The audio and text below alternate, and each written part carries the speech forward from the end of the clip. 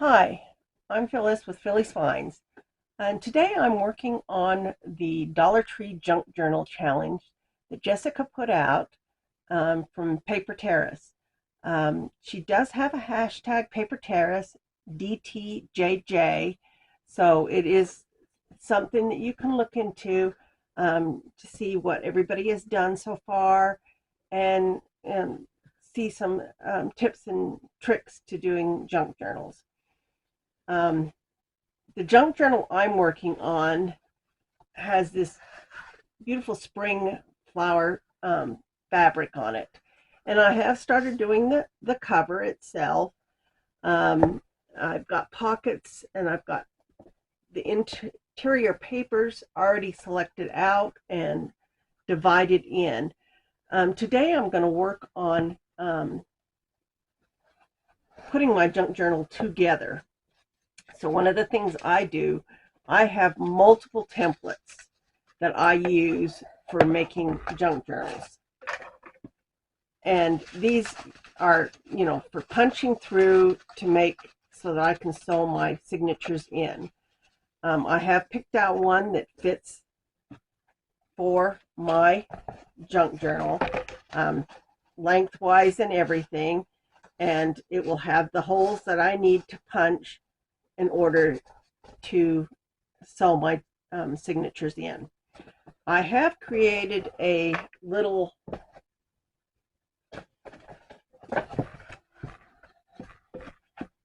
I don't know whether you can call it little or what you can call it, but I use this to punch through on my signatures. It is some chipboard that I created and designed. I don't know whether you can see this. It has two pieces of board that are separated, and then the end pieces that go up into it. I've used fabric to help hold it in place. It works pretty good. I just didn't want to spend the kind of money that they ask for other fixtures to do it. The other thing I use is the guts from books. I will take books, whatever guts I have, and use them to stamp and punch. Doodle, do whatever. I use them for glues and whatever purpose I need. These happen to fit just perfectly underneath my punch board, so that's what I'm going to use today.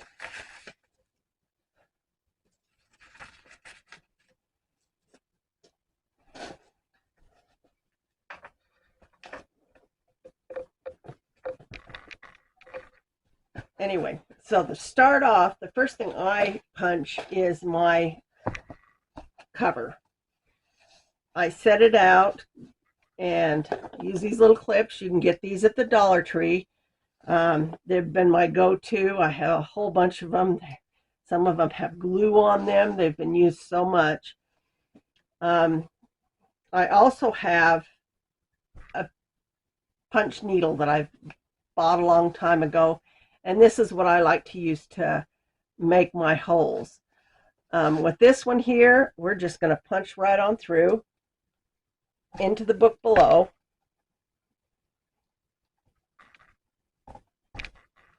And you just go right on down. I've already got the templates and the holes put in place.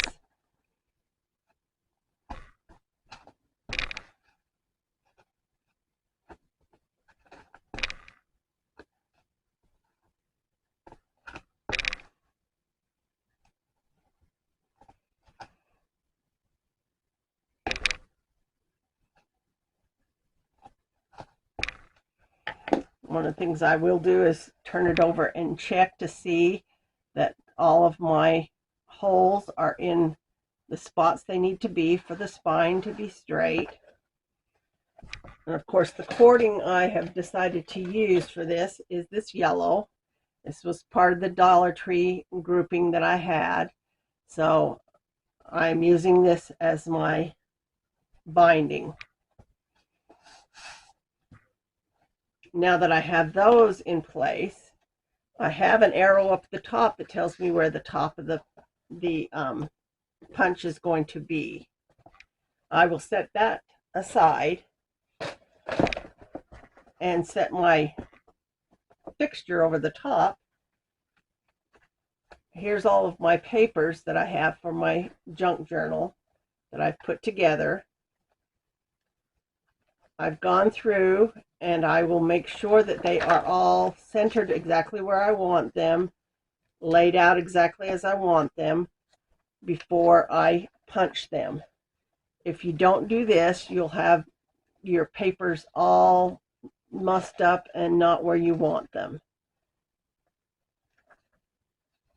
And as you go down through, you can verify that that's exactly how you want it. Once you get those in place, you can use these same clips to help hold all your papers in place.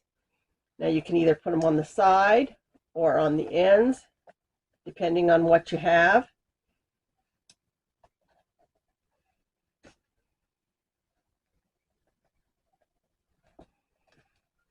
Once you get that in place, then you can set the template down in. Now, because the book is this big, I want to make sure that I have it centered and I'm not punching through where I don't want it to punch through. And that looks good. So holding it in place, I can go back through and punch through because all of my things are seated. They punch right down in the spine exactly where I want them and into the books below. Now that I have those in place, I can set them aside and repeat the process for the second book, second set.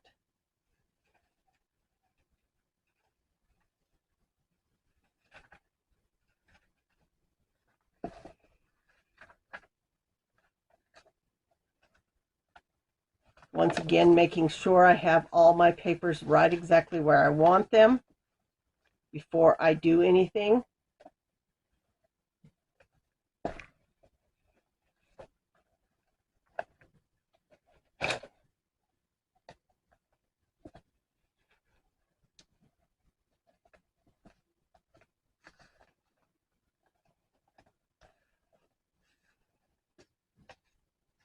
Set my template back down. That way I know exactly where I'm going again, making sure it's all lined up the same as it was before.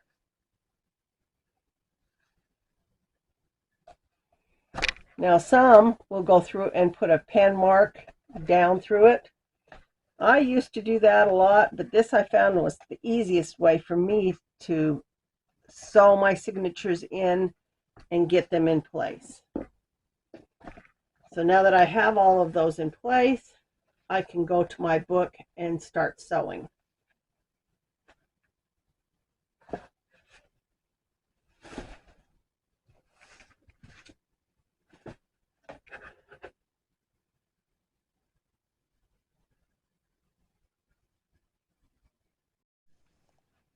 Now that I have my thread on its needle, I like to measure out 3 times the width. That way I know I have enough to sew it in place.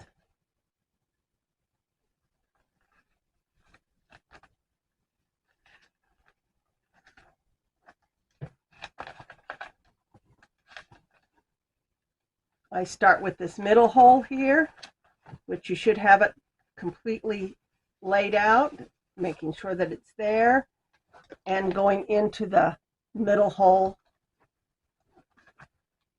on the top.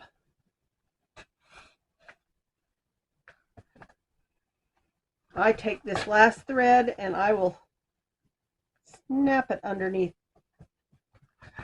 so that it doesn't pull completely through. I will go back up here to the top where the other hole is. You'll have to almost feel for it sometimes.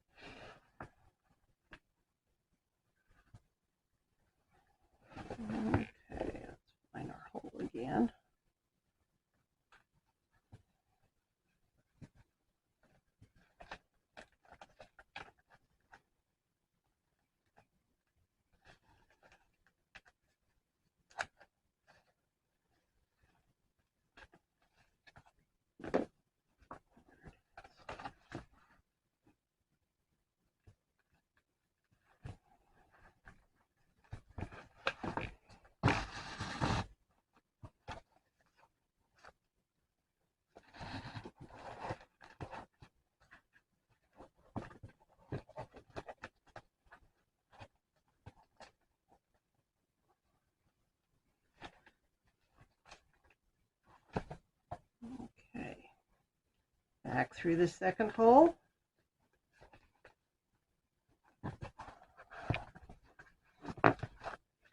It is a little time consuming to do this.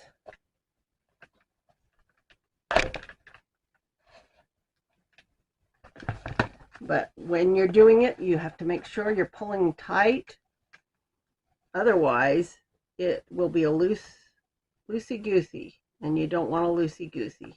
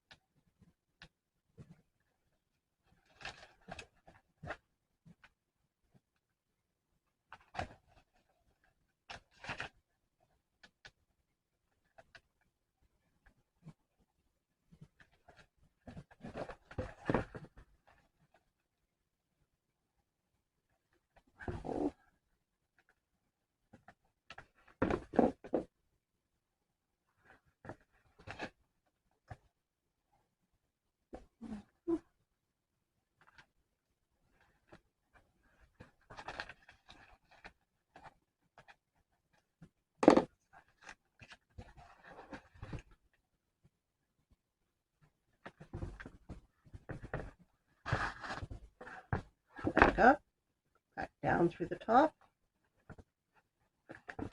or the bottom, I should say, because it's not the top.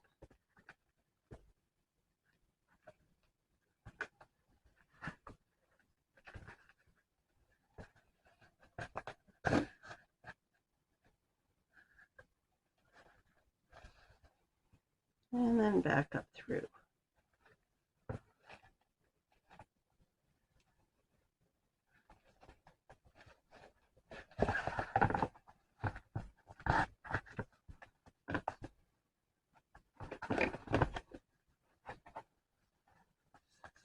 This is the point where you want to make sure all your stitching is tight. You don't want this to be loose in any way. You want to make sure that it is tight, smooth, and everything is put in place.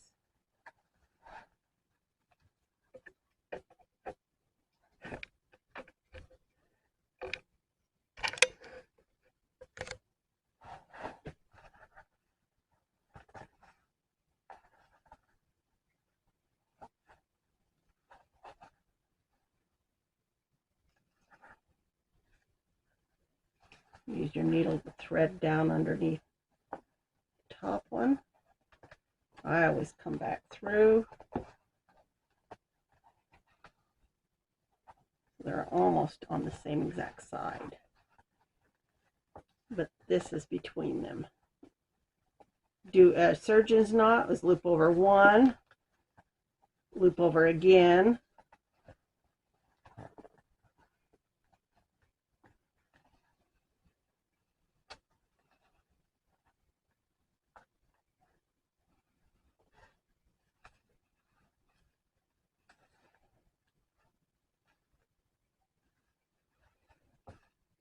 and from there I just take it off.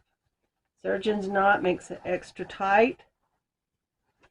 You can go back and do another knot on top of that if you want.